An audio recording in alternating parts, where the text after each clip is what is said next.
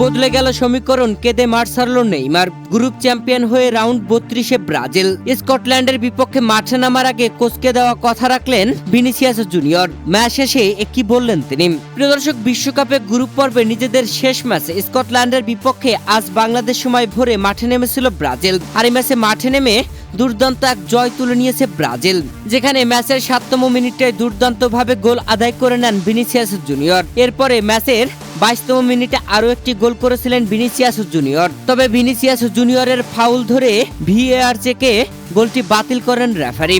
তবে ভিনিসিয়াস তার জবাব দিয়েছেন ম্যাচের প্রথমার্ধে।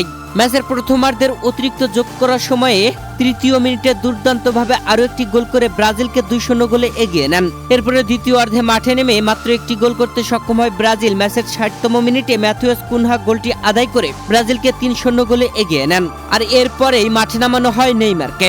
দীর্ঘ প্রায় 981 দিন পরে ব্রাজিলের হয়ে মাঠে নামলেন নেইমার জুনিয়র। ম্যাথিউস কুনহার বদলিতে ম্যাচের 76তম মিনিটে মাঠে নেমে খেললেন 14 মিনিট। আর 14 মিনিটে একটি দুর্দান্ত শট নিয়েছিলেন গোলপোস্টে।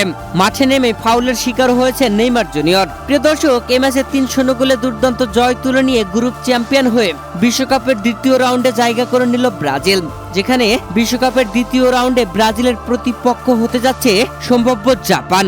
যদি কোনো বড় অঘটন না ঘটে তাহলেই জাপান ব্রাজিলের প্রতিপক্ষ হবে, আর বড় অঘটন হলে হয়তো নেদারল্যান্ড হতে পারে। প্রিয় দর্শক, বিশ্বকাপ ইতিহাসে রেকর্ড গড়া গ্রুপ চ্যাম্পিয়ন নিয়ে নকআউট পর্বে জায়গা করে নিয়েছে ব্রাজিল। বিশ্বকাপ ইতিহাসে এখন পর্যন্ত সর্বোচ্চ 16 বার গ্রুপ চ্যাম্পিয়ন হয়ে দ্বিতীয় রাউন্ডে জায়গা করে নিল ব্রাজিল।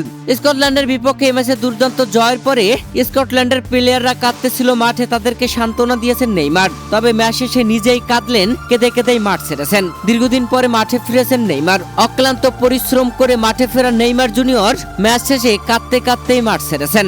প্রিয় দর্শক, স্কটল্যান্ডের বিপক্ষে জোড়া গোল করে ম্যাচ শেষে ম্যাচ সেরার পুরস্কার পেয়েছেন ভিনিসিয়াস জুনিয়র। এর আগের 2 ম্যাচেও ম্যাচ সেরার পুরস্কার পেয়েছেন ভিনিম। গ্রুপ পর্বের 3 ম্যাচের 3টাতেই ম্যাচ সেরার পুরস্কার পেলেন ভিনিসিয়াস জুনিয়র। আর স্কটল্যান্ডের বিপক্ষে এই ম্যাচে প্রথম গোল করেছিলেন 7 মিনিটে, আর দ্বিতীয় গোল প্রথমার্ধের শেষে অতিরিক্ত যোগ করার সময়ে করেছিলেন হেড করে।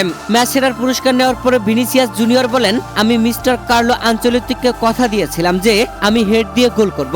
তিনি হেসে বলেছিলেন, এটা অসম্ভব, যদি তুমি পারো তাহলে তোমাকে পুরস্কার দেব।